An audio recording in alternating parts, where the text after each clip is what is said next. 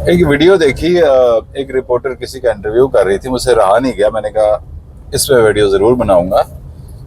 हो सकता है कि आपके नज़रों से भी वो गुजरी हो और अच्छी बात को, अच्छी चीज़ को हाईलाइट डेफिनेट करना चाहिए। हमारा मीडिया जो है, खैर अब तो उसकी अपने अपने इख्तियार में कुछ भी नहीं है, लेकिन सोशल मीडिया पे बहुत सारे लोगों के इख्तियार में बहुत कुछ है। वो भी एक सोशल मीडिया में जो लोग आ रहे हैं उनके टैलेंट का भी पता चल रहा है, उनकी क्वालिटी का भी पता चल रहा है। तो वो वीडियो जो मैंने देखी उसमें कराची से एक डीआईजी साहब हैं, उस रैंक के आदमी हैं, और पुलिस की अपनी एक दहशत होती है और इस लेवल पे जाके कुछ ज़्यादा ही दहशत होती है। हमने तो हमेशा यही देखा है। तो वो और उनकी बीवी जो है, एक मार्केट में एक ट्रक के साथ, ट्रक उनका खड़ा हुआ था। अमूमन आपने देखा है कि बहुत सारी मशहूर जगह पे एक ट्रक के ऊपर उसकी सेटिंग करके खड़ा कर दिया जाता है, तो उसमें कोई कुछ भी बेच सकता है। तो वो ख़ास तौर पे खाने जो हैं वो बहुत लगाते हैं लोग। तो वो डीआईजी साहब जो हैं अपनी बेगम के साथ वहाँ पे खाना बेच रहे थे। एक ख़ास मखसूस किस्म का वो खाना बनाते हैं और लोगों को वो पसंद है। पहले वो कहते हैं हमने घर में बनाया, हमने दोस्तों को खिलाया, तो उन्होंने कहा जी ये तो बहुत अच्छी चीज़ है। मैक्सिकन शायद टच है उसमें, उस खाने में। तो कहते मेरे मियाँ को ख्याल आया कि यार 4 पैसे भी बन जाया करेंगे तो इसको बेचते हैं। डीआईजी की मैं बात कर रहा हूँ जिनको इतनी फैसिलिटीज, इतनी सब कुछ मिलता है, लेकिन जो ऊपर से मिलता है जो वो आप सब जानते हैं। लेकिन ये साहब कुछ निराले ही निकले पुलिस में, और शायद आज के दौर में उन्होंने सोचा होगा हलाल खाना चाहिए। बहुत कम है, उंगलियों पे गिन सकते हैं आप ऐसे कैरेक्टर। अल्लाह ताला पाकिस्तान को ऐसे कैरेक्टर ढेर सारे दे और तरस रहे हैं ऐसे कैरेक्टरों को देखने के लिए। तो वो डेली बेसिस पे या हफ्ते में 2 दफ़ा टाइमिंग भी वो बता रहे थे कि हम यहाँ पे लगाते हैं, फिर वहाँ पे लगाते हैं। उनकी बेगम का इंटरव्यू किया गया तो उसने कहा कि मैं एक आध दफ़ा एक नुमाइश में भी गई, वहाँ भी लगाई, तो वहाँ भी हमारी अच्छी खासी सेल हुई। तो वो 405 का मेल बना के देते हैं और लोग बड़े शौक़ से वो खाते हैं और 2 घंटे 3 घंटे के अंदर उनका खाना ख़त्म हो जाता है।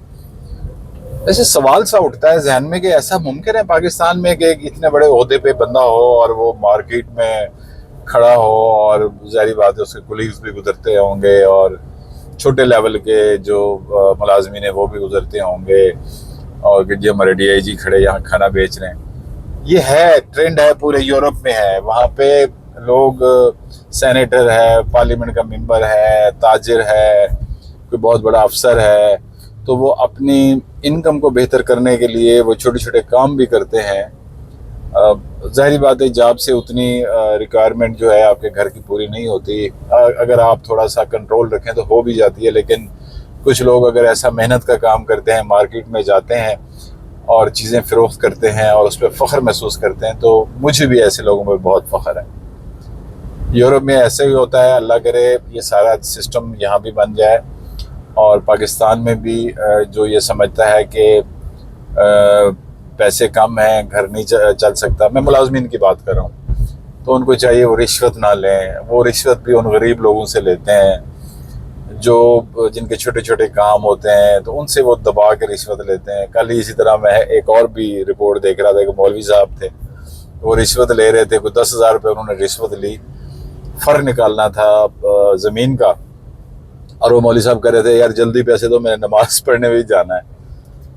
तो ये है हमारे मुल्क का सिलसिला, और अल्लाह ताला ऐसे लोगों को आगे लेके आए, उसको देखा देखी दूसरे लोग भी शर्म न करें और हलाल रिज़्क जो है, यकीन मानिए हलाल रोज़ी, हलाल खून, हलाल कतरा जो आपके बच्चों के खून में जाता है ना, आपके बच्चे आपका सरमाया बन जाते हैं। आपको बच्चों की टेंशन खत्म हो जाती है अगर आपने बच्चों को हलाल का खिलाया है तो। और अगर आपने हराम का खिलाया है या हराम का आप खिला रहे हैं तो बच्चों से कोई अच्छी उम्मीद मत रखिएगा। ये मैं आपको गारंटी के साथ कह रहा हूँ। उनसे ये मत उम्मीद रखिएगा कि वो आखिर में आपकी खिदमत करेंगे, आखिर में वो आपके मरने का इंतज़ार करेंगे और आपने जो उनके लिए जमा पूंजी इकट्ठी की है वो सब की सब उड़ा देंगे। ना करें। ایک ایک قطرہ کر کے بھی اگر یہ معاملات ٹھیک ہو جائے نا تو سب کچھ ٹھیک ہو جائے گا.